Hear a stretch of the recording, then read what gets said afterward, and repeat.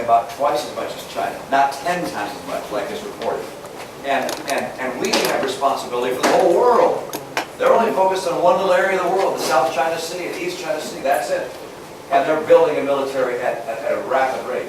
So this idea that somehow we spend so much money in the military, it's like, guys, don't overthink how strong we are. We used to, you probably know, this was a couple of years ago, we had one of our aircraft carriers sailing by Japan, and the Chinese pulled up behind it in a diesel sub, a super quiet diesel sub, pulled up behind it. They could have torpedoed it. And I mean, we're at that kind of. Our Navy's smaller in number of ships than any time since 1917, and this president wants to shrink it. The list goes on. Our Air Force is older and smaller than any time since '47 when the Air Force was formed, and he wants to shrink it. If we go the way of Europe, which is spending 1 to 2% of their economy on the military, we will not be able to have freedom in the world. When the electric comes in September, the markets are going to be looking at marginal tax rates going up, another debt ceiling fight. Yeah. The sequestration under the debt ceiling deal. What do they call it? Tax again? Yeah, What they call it? Yeah. The Obamacare, taxes on dividends and capital gains. I mean, the markets are going to be speaking very loudly in October on all of those issues. They'll probably be looking at what the polls are saying. If it looks like I'm going to win, the markets will be happy. If it looks like the president's going to win, the markets should not be terribly happy. It depends on, of course, which markets you're talking about, which types of commodities and so forth. But my own view is if we win on November 6th, there will be a great deal of optimism about the future of this country. We'll see capital come back, and we'll see, without actually doing anything, we'll actually get a boost in the economy. If the president gets reelected, I don't know what will happen. I can never predict what the markets do. Sometimes it does the exact opposite of what I would have expected. But my own view is that if we get a tax again, as they call it, January 1st with this president, and with a Congress that can't work together, it really is frightening. It's really frightening in my view. 54% of American voters think China's economy is bigger than the U.S. When I first met you 4 or 5 years ago, you did a data dump where you went very granular and you said, look, guys, this is a small group. You said, this is it. This is what it is. Tell it like it is. How are you going to win if 54% of the voters think China's economy is bigger than ours? Or if it costs 4 cents to make a penny and we keep making pennies. Canada got it right a month ago. Why isn't someone saying stop making pennies, round it to the nearest nickel? That's an easy thing, compared to Iran. I want to see you take the gloves off and talk to people that actually read the paper and read a book and care about knowing the facts, and knowledge is power, as opposed to people that are swayed by what sounds good at the moment. If you turned it into like eat what you kill, it'd be a landslide, in my humble opinion. Well, I wrote a book that lays out my view for what has to happen in the country. And people who are fascinated by policy will read the book. We have a website that lays out white papers on a whole series of issues that I care about. I have to tell you, I don't think this will have a significant impact on my electability. I wish it did. I think our ads will have a much bigger impact, and the debates will have a big impact. I don't even know who Pete Peterson is, and he told us they were in trouble 20 years ago. But that's my point, which is being right. My dad used to say being right early is not good in politics, and in a setting like this, a highly intellectual subject on a whole discussion of a whole series of important topics typically doesn't win elections. And there are afraid. I mean, for instance, this president won because of hope and change. All right. He won because of hope and change. Keep the change. Yeah, well, so it's and I can tell you I have a very good team of extraordinarily experienced, highly successful consultants. A couple of people in particular who've done races around the world. I didn't realize these guys in the U.S., like the Karl Rove equivalents, they do races all over the world. In Armenia, in Africa, in Israel. They work for Bibi Netanyahu in his race, and so they do these races and they see which ads work and which processes work best. And We have ideas about what we do over the course of the campaign. I tell them to you, but I have to, shoot you. Hopefully it'll be successful, I please.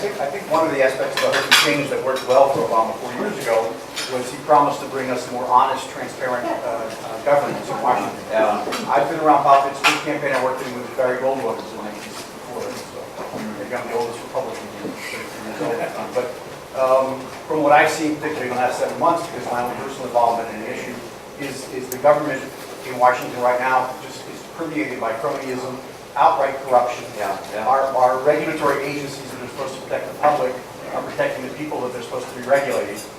And I think people are fed up with that. Doesn't matter whether you're in the Tea Party or Occupy Wall Street, people see that the government is working for the powerful interests and the people who are well connected politically and not for the common person, which threatens that whole idea that we have this great opportunity, which we should have and have had historically in the U.S. for anybody from whatever background to become successful. One way in which that becomes compromised is when the government is no longer seen as being an honest agent and where our tax dollars are not really being put to work for us, but for the people who are plugged in politically. You had cases like Solyndra, the Emmett Global issue, which I talk about and involved in. You have Eric Holder, who's probably the most corrupt attorney general that we've had ever in American history. And I think it's something that if spun the right way in simple terms, can actually resonate with the American people. Obama did not keep his promises. Nancy Pelosi, who was supposed to give us an honest Congress, has given us just the opposite, which is the speaker. And I think that's a campaign issue that can work well. I'm optimistic that you'll be elected president, and my recommendation would be clean house immediately. The SEC, the CFTC are disaster areas. And I wish we weren't unionized so we could go a lot deeper than you're actually allowed to go. But mind the way here. Yeah.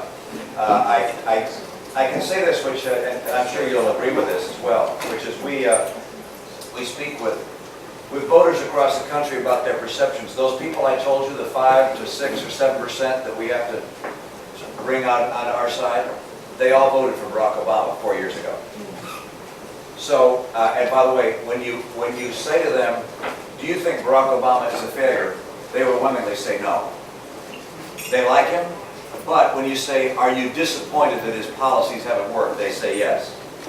And because they voted for him, they don't want to be told that they were wrong, that he's a bad guy, that he did bad things, that he's corrupt. Those people that we have to get, they want to believe they did the right thing, but he just wasn't up to the task.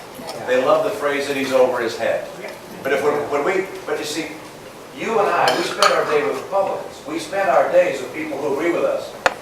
And these people are people who voted for him and don't agree with us. And so the things that animate us are not the things that animate them. And the best success I have is speaking with those people is saying, the president's been a disappointment. He told you he'd keep unemployment below 8%, hasn't been below 8% since. 50% of kids coming out of school can't get a job. 50%. 50% of the kids in high school in our 50 largest cities won't graduate from high school. What are they going to do? These are the kinds of things that I can say to that audience that they nod their head and say, yeah, I think you're right. What he's going to do, by the way, is try and vilify me as someone who's been successful, or who's closed businesses or laid people off and isn't an evil bad guy. And that may work.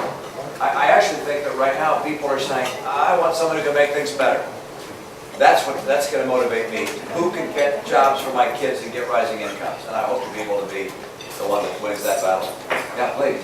I've seen Obama a lot of times in these talk shows, reviews, etc. I've never seen him on any of them. And I think a lot of women, especially, of those women that you're talking about, I think they would see it in a different light. Because I think a lot of women, especially, do not watch debates. They don't come to these functions. You maybe show your face more on TV and talk just like a regular, what's that word? What's the typical American last name? Like Smith. It's Smith. Yeah. In Sweden, you say Johansson. So I think maybe you could reach a lot of the voters. Well, thank you. I have been on The View twice now. So you've got to come on. I've been on The View twice. We'll get you on Kelly. It went very well. Kelly.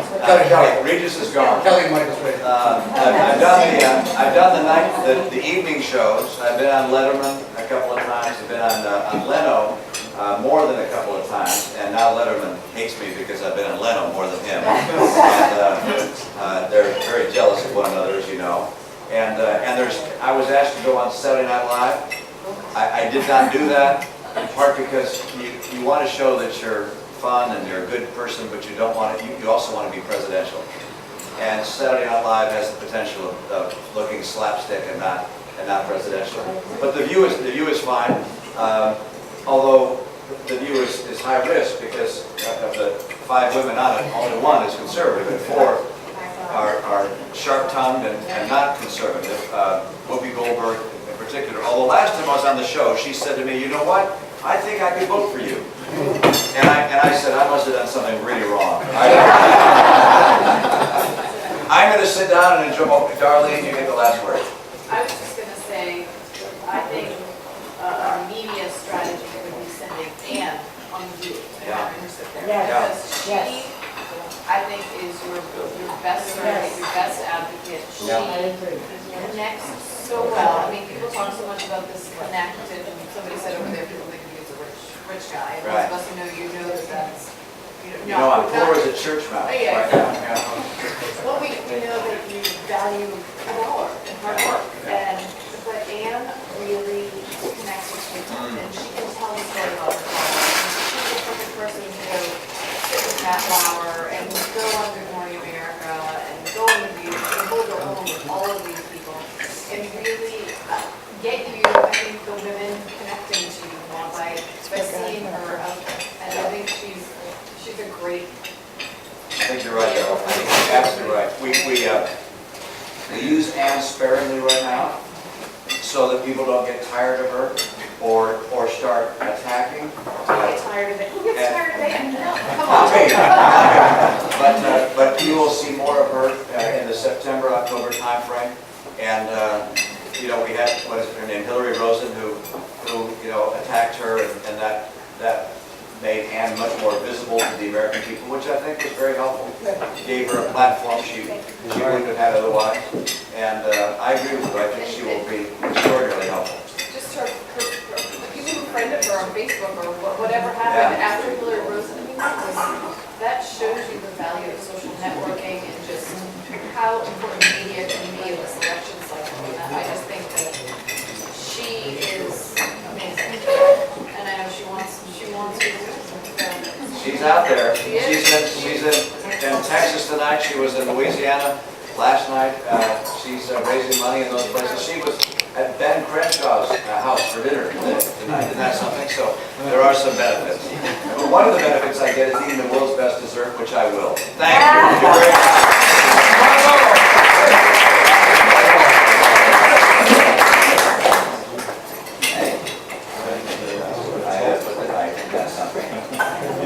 Wow.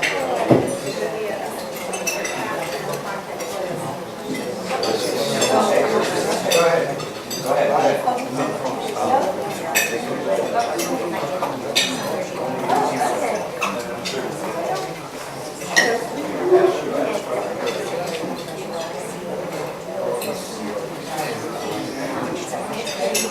The governor of Michigan, great guy. He's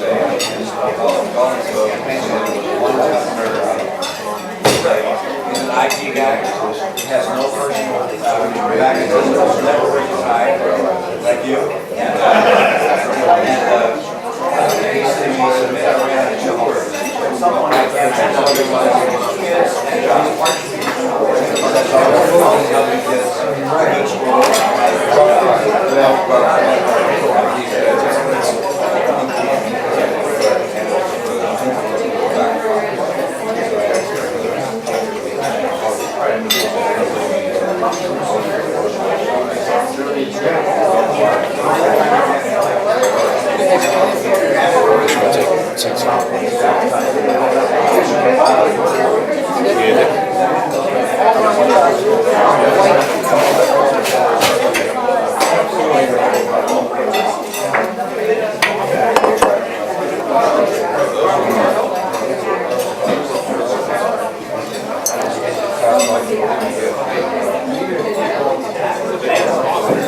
I don't even want to